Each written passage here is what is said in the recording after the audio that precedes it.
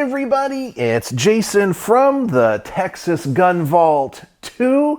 And yes, I brought out the nice camera tonight for tonight's video because we have a lot to talk about and I have a lot to show you because I think there's a whole point to me bringing out everything I have on the workbench today. And as you can tell from the title of this video, we need to talk about the Sig P320. Well, first of all, you're gonna have to bear with me. I'm really full. So if I sound a little bit exasperated, I just got back from an all-you-can-eat snow crab dinner at one of my favorite local Cajun restaurants. And my mouth is on fire and my belly is full. And I probably ate way too much. So bear with me and I appreciate it. All right, so let's talk about the P320. Now, I've made a few videos in the past regarding the uncommanded discharges that have been reported. And then I made a video talking about what I think the problem with the P320 is. And essentially, I blame two people. Number one, Sig Sauer, because they made a gun that honestly, I think is a little bit inferior in some ways, but I'm not saying it's a bad gun.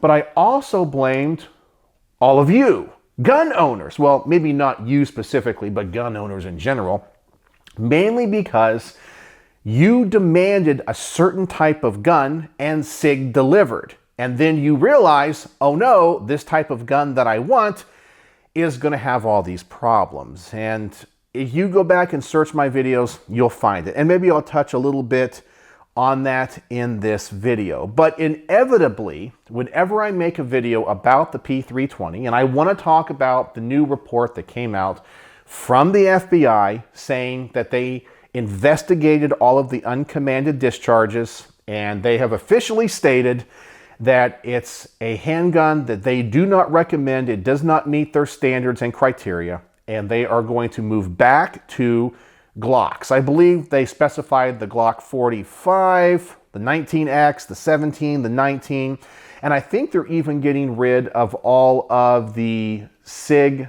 P365s. So maybe the smaller guns that they're going to go to, maybe for undercover operations, might also go back to Glocks as well, maybe Glock 42s, 43s, 43Xs, and so forth.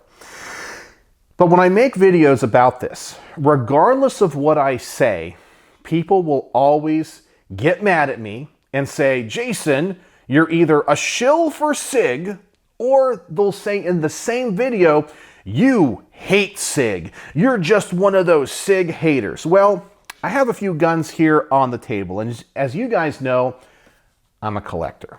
I love to collect guns because I love the history of guns. And I think that the history of humanity is told through the barrel of a gun. You don't have to like that, but it really is the truth if you look back on world history. So I look at firearms as not only personal symbols of freedom, but also as testaments to man's desire to wage war and conquer each other. Now, it's just the nature of humanity, as I said, history, and that's what we do. And look at World War I, World War II, the Civil War, the Revolutionary War, all the wars that are being fought today or have been fought in other countries elsewhere. Firearms are quintessential to that. And our history is told through these guns, and it's important that we document them, we study them, and because they are weapons, we need to, in a way, revere them. We need to always treat them with respect. What is it? The Mandalorian in that Star Wars television series says, weapons are part of my religion. And as an American, I kind of feel that way. But anyway, so I want to talk about the P320, and I have quite a few here on the workbench. And as a collector, I'm primarily interested in the military ones.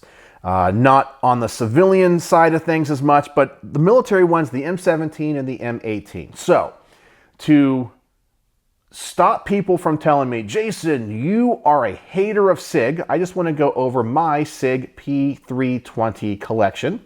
So you guys know I actually have a little bit of stake in all that's going on because I've invested quite a lot of money in the P320. I've reviewed quite a few P320s. So let's go over what I have on the table, because I think a lot of times when people make videos regarding the P320, they'll say, you're just a Sig hater, you don't even own one. Well, let's go over what I own. In fact, I think I have one of the most extensive M17 and M18 collections out there. It's probably not the biggest, but I try to encapsulate everything that you as a civilian can get a hold of. So I guess I should start probably with my commercial one. So here is a commercial M17. I purchased this relatively soon after it was adopted, and I even got a metal ID inventory tag that's just like the ones that the U.S. military uses from Carolina Laser Works. But this is just the basic M17 commercial edition with the manual safety. It's just what it is. Those aren't really super rare. I also have the M18 as well. This is the commercial edition. So it doesn't have all the same markings. It is marked P320 M18, but I also got the inventory tag. These are the two P320s that I do take to the range, shoot, and enjoy because they're not all that special. Now, I also own the commemorative editions of these pistols, the ones that were one of, 5,000, I think, of each one.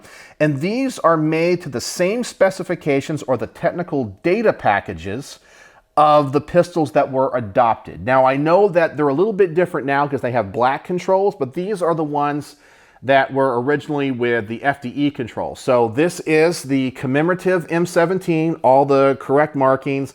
I have the certificate of authenticity and the challenge coin that is serialized to the gun in the collector's case, which they're pretty hard to get nowadays if you can find one.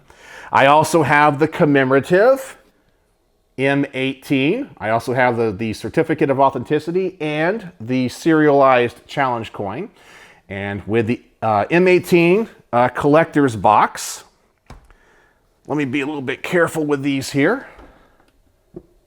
Don't want those to fall off. I also have a military contract overrun M18 right here. I was able to get a collector's box for this one as well. So this was a pistol that was destined for the U.S. military, and it just didn't make it for whatever reason. It has the correct serial number range that the military adopted. I had a special plate made with the serial number, and it's, as I said, a military contract. It has the black controls like they use today. I also have a M17 contract overrun with the Safariland holster, and if I get this out here, I also have the LEM, or the laser aiming module, with the illuminator, the one that they adopted, which really is a terrible option here.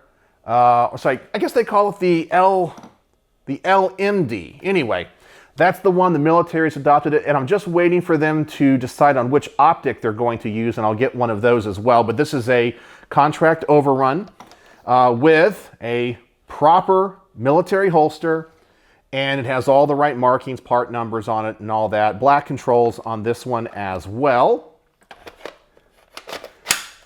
Then I also have, here, we'll go with this one next. This one was actually fielded by the United States Army. This one was used by Delta Company, 1st Battalion, 26th Infantry, 2nd Brigade Combat Team of the 101st Airborne. And this is one of the surplus M17. So this one actually was used in the field. It shows a little bit of wear and tear on it. You can see that when it comes to the finish on the slide and the frame. But that one was an actual military service one. I have the FOIA request on it, so I have all of the data from the United States government proving its authenticity. I had a little stand made for it as well. I also have a couple that are not necessarily, military configurations. I do have an SBR M17. This one is in a B&T USW 320 chassis. So I bought the trigger group, I SBR'd it, and put it into this chassis and bought an M18 slide for it. I believe this slide is a commercial slide, so, but it still says M18 on it, but that's a registered short-barreled rifle. So functions just like a Sig P320, just has this really cool folding stock on it.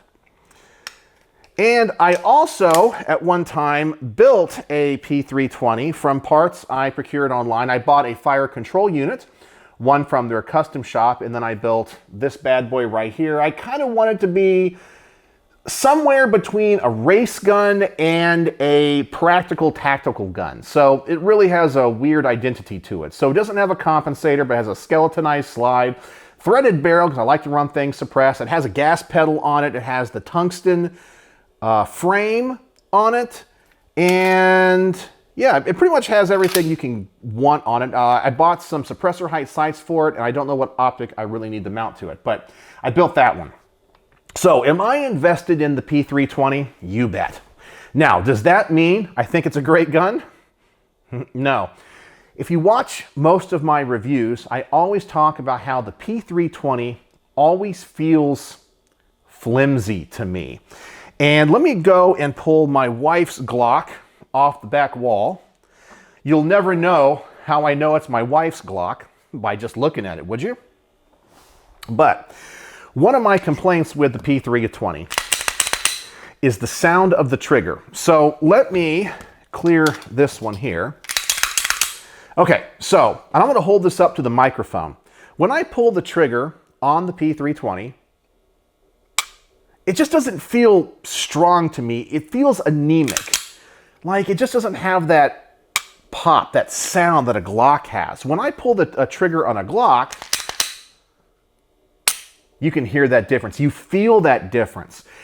And in my time making gun content, I can tell you there are so many people out there that hate Glock because people just want to pile onto it. They'll say everything from, I hate the grip angle, or the triggers, they all suck. I hate that dingus safety. I don't like the fact it's at half cock. Every other gun, like HK, can be at full cock. I hate it. Glocks suck. They're just Tupperware. They're cheap. And so you guys bitched and complained for so long about hating the Glock and all the things about the Glock that make the Glock what it is and why you don't like it. Sig listened to you. They're like, okay, they don't want a gun with a manual safety, okay, because Glock doesn't have one. Everyone's like, striker-fired guns don't need manual safety. So now, granted, the military ones do have them, but for the most part, the civilian ones don't. And I think Sig tries to market the ones without more than they do the ones with. You guys wanted a striker that was already at full cock to get a lighter trigger pull. And they're like, okay, we'll do that. So now we have a trigger that the striker is at full cock and it has a light trigger pull, no manual safety. You guys hated the blade safety, or some people call it the dingus safety. And Sig is like, okay, we'll get rid of that too. So they took away essentially two of the safeties that Glock has inherently in their design that makes them a little bit more idiot-proof, okay? Now, no gun is truly idiot-proof, and you always need to treat all guns with the utmost respect and follow all of the rules of gun safety. But for me personally, I would never, ever carry a P320. I have never carried a P320 because just being a gun guy, shooting these guns, I know their limitations. And I want to make sure that I carry a gun that I feel confident with, and that if I had to pull in self-defense, I, number one, know it's going to go bang when I want it to go bang, but I also want to have the right number of obstacles to prevent me from having a negligent discharge.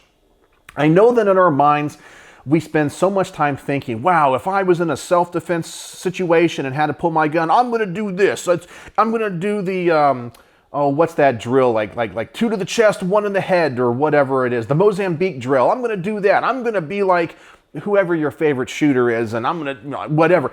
But in actuality, you're probably going to have so much adrenaline flowing through your veins, and it's going to happen so fast, you're going to have no time to prepare. And you might even be under so much stress that you pull the gun, things de-escalate quickly enough where you don't have to discharge the weapon, which I think is obviously the best outcome. But you want to make sure if you have an itchy trigger finger, your finger goes on that trigger, you're anxious, you're nervous, it doesn't go bang. For me, the P320 is just way too light. It's way too light, doesn't have all those safeties. I could see myself, as I said, in a scenario where someone has a gun or a knife pointed at me, it's a life or death situation, and I have to make a split-second decision.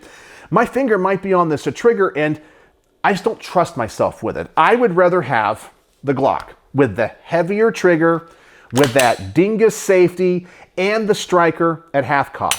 It's really not that in the way, but it adds a little measure of making sure I'm ready to pull that trigger, and I intend to pull that trigger.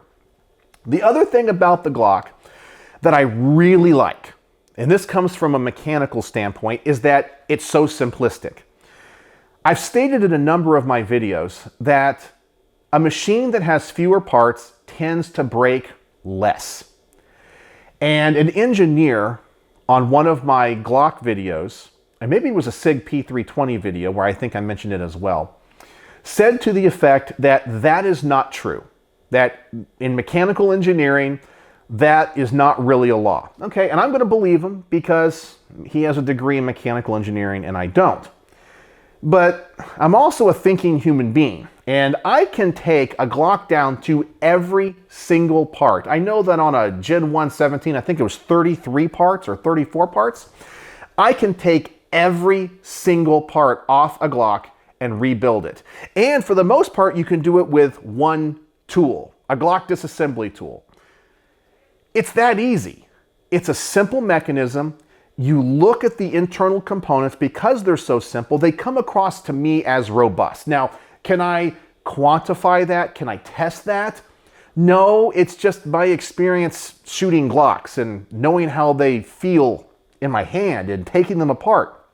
I also have years of experience way before I ever got into firearms. Glocks were around. I think they came in, I guess the P80 was adopted by the Austrian Army in 1980. I was born in 1980. And they started to be imported to the United States in 86-ish, I think. So I was 6 years old. I got into guns really like I am now in 2010. So by the time I got into guns, Glocks had already been around for 25 years or so. So they had a track record. You didn't have to like them, but you had to admit that for the most part, they've been pretty reliable and they don't have uncommanded discharges. Now, does that mean you can't make it do that way under a certain circumstance? Well, no, it doesn't mean that at all. But people tend to not have issues with it. But along comes this gun, the P320. Now, all of a sudden, we got all these issues. But Sig gave you the gun that you wanted. So why are you complaining? But also, I think Sig made some big mistakes.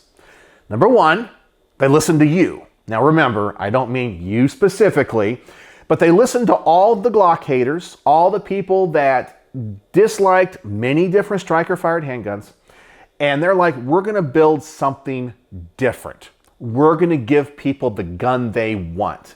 And sometimes the gun people want is not the gun they should have.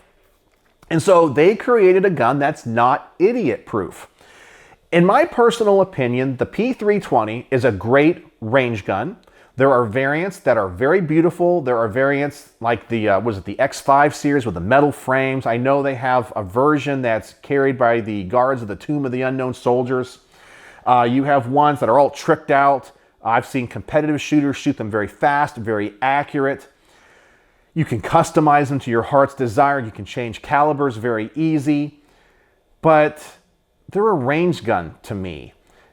Could you use it for home defense? Yeah, but I would never, ever carry it. I just never felt comfortable with them, and I've never trusted it.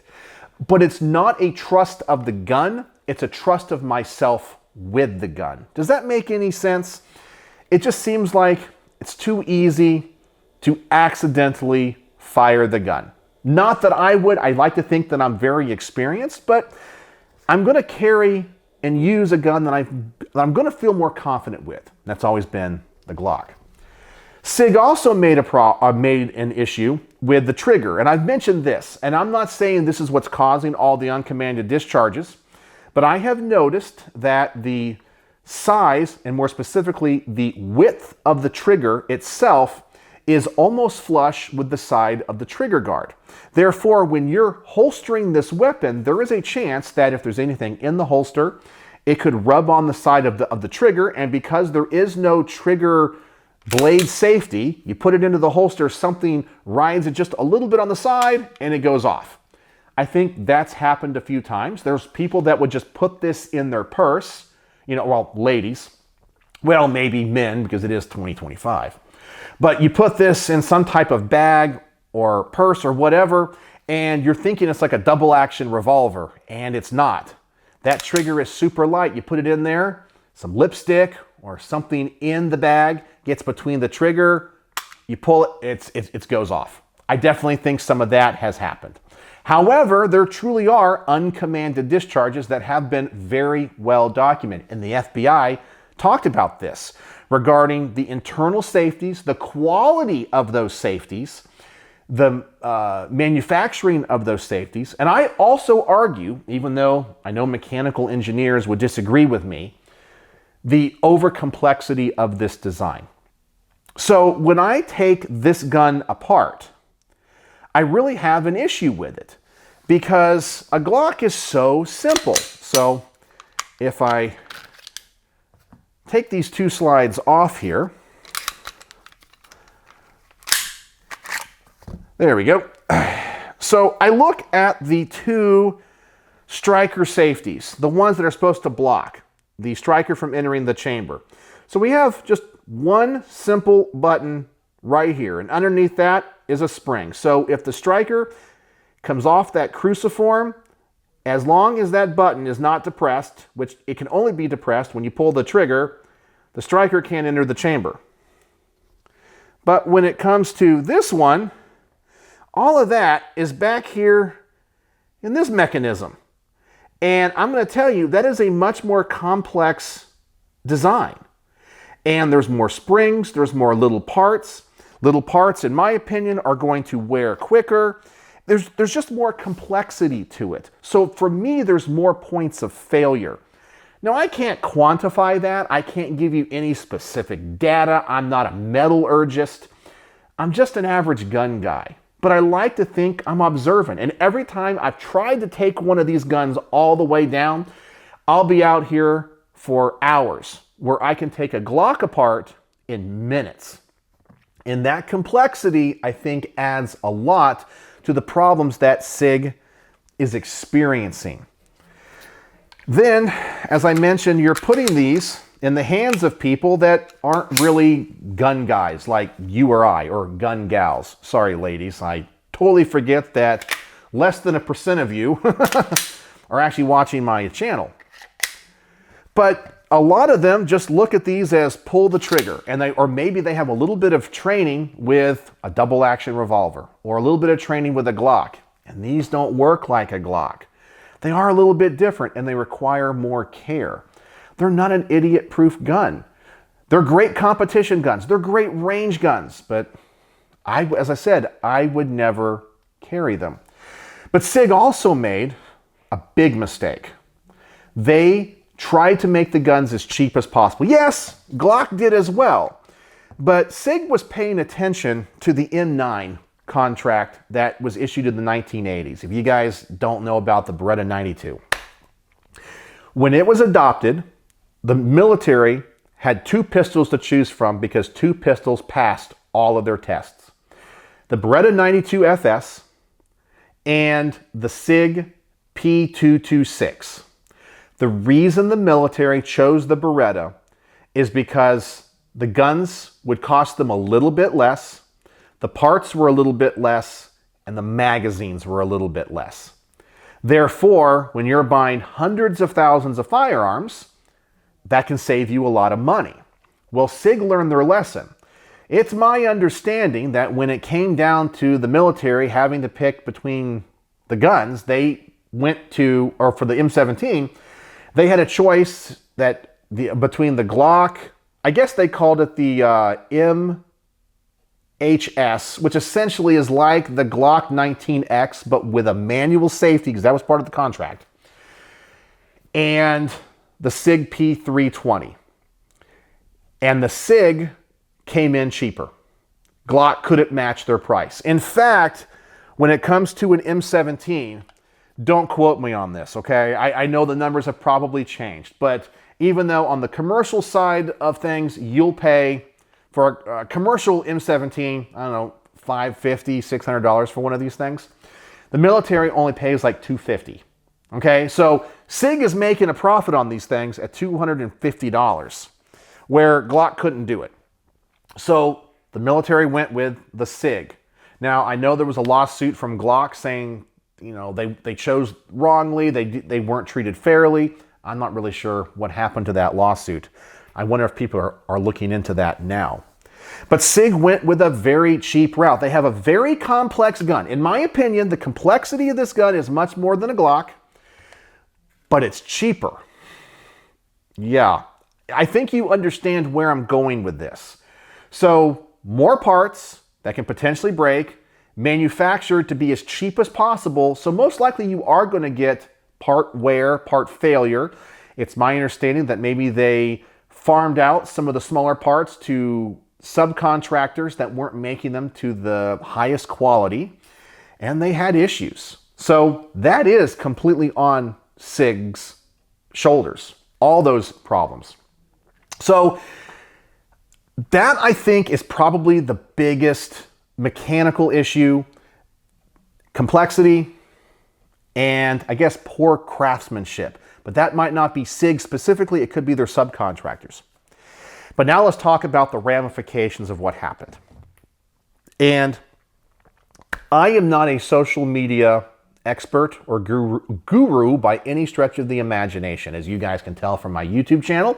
I am not charismatic. I'm not very good with Instagram and Facebook. I really should do more over there, but I'm terrible with it, okay? I'm a one-man show, 45 years old. I'm not young and hip, so I don't know all of the ins and outs of the business.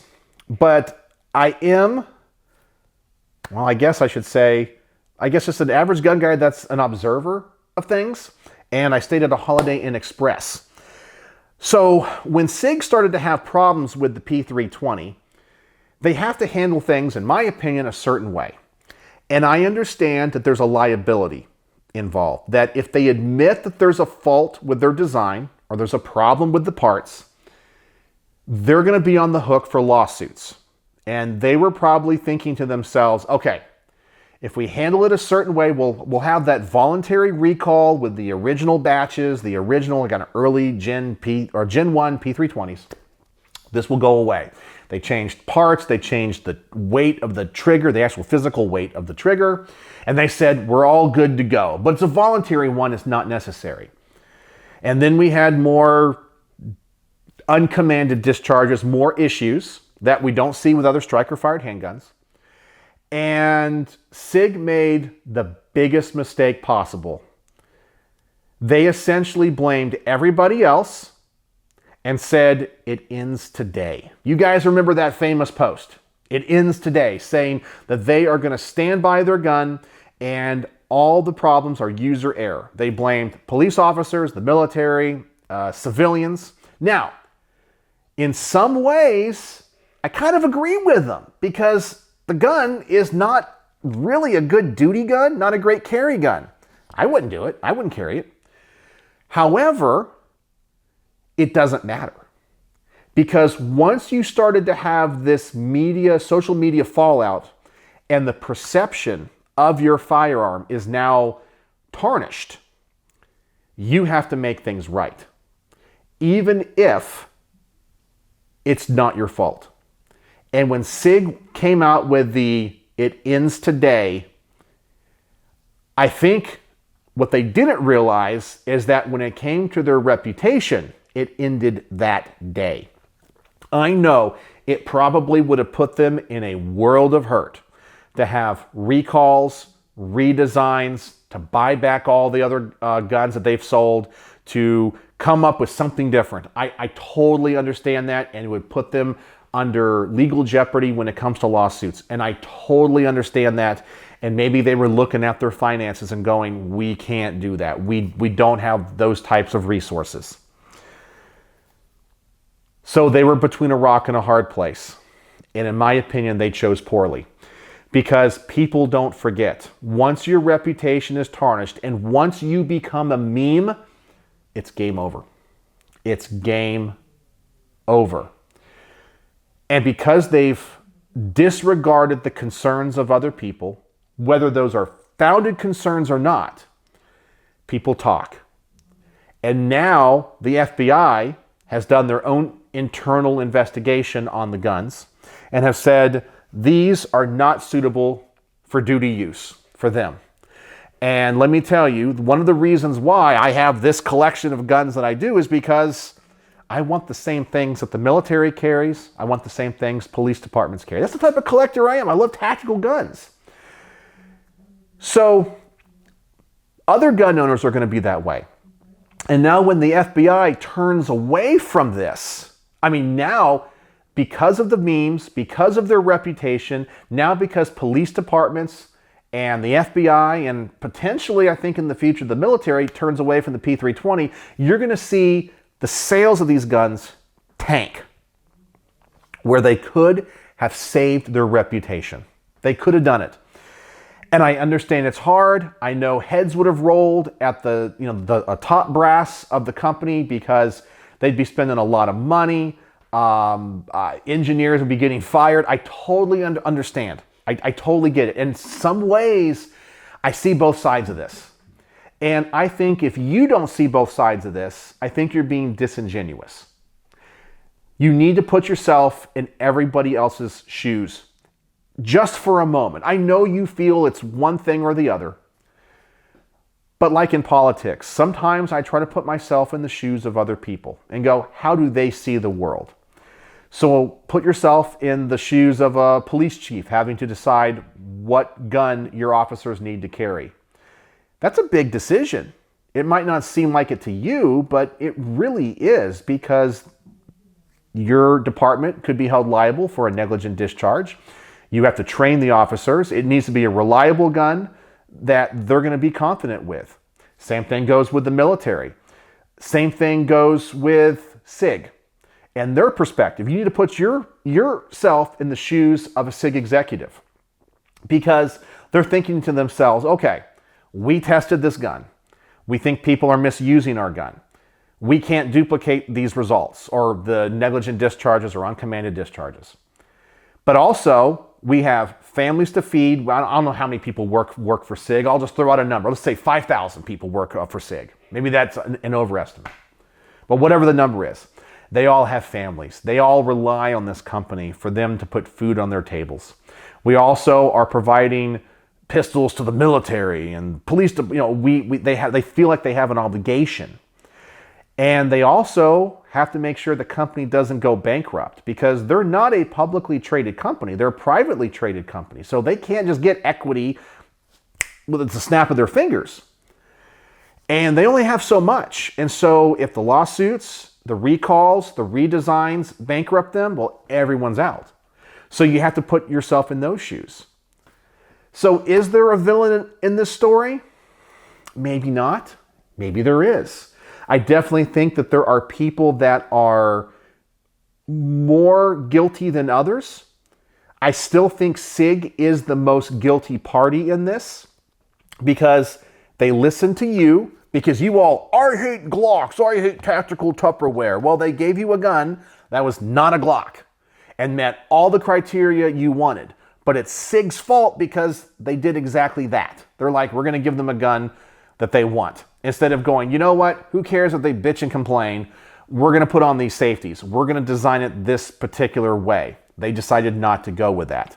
Then they decided to handle the social media backlash that they were getting when all the issues presented themselves in a very poor way. They didn't take responsibility. In many other businesses, a business owner will eat the cost even if it's not their fault. So you guys know I'm really into like luxury watches. Well, actually, right now I'm wearing a Timex today. Actually, it's one of my favorites. It's a M79 diver's watch. It's like a $100 watch. Absolutely love it. But you guys know I have some very high-end watches. And I buy all of my watches from a place called Noah's Fine Watches and Jewelry in Frisco, Texas. And the family that owns that business is amazing. They're awesome. And I have seen the owner of this store, Noah, make the decision when somebody comes in and they buy a timepiece from him. And let's just say they're an idiot, okay? They don't know what they're doing, or it leaves the shop in working order and they come back and they've broken the bracelet or they've done something to it. I have seen him eat the cost and go, I would rather you leave this store feeling that you got treated fairly with good customer service, because you might come back and buy another timepiece from me. And the word of mouth that you're going to spread to other people is more valuable than the $4,000 I'm out to fix this timepiece or the bracelet or whatever. And they just chalk up the loss, and that's it. They learn their lesson, or whatever it is. I've seen that type of customer service where their entire profit for 2 days gone like that, but they did it the right way. And that's how they do business. And that's the way Sig needed to handle this. They needed to do it the right way, even if in their hearts they felt like it was somebody else's problem. So there you go. So that's my thoughts on the Sig P320 debacle, I guess we'll say right now. But I wanted to show you guys I am not a Sig P320 hater. I own a whole ton of them. And I like having them in my collection. And I do not regret owning any of these guns. But I don't carry any of these SIGs. And I hope I also explained why I prefer Glocks. And yes, I know this one's pink. It's my wife's. I know I have it out here because it's a Gen 4, and I have a product that I'm reviewing that only fits on a Glock 19 Gen 4.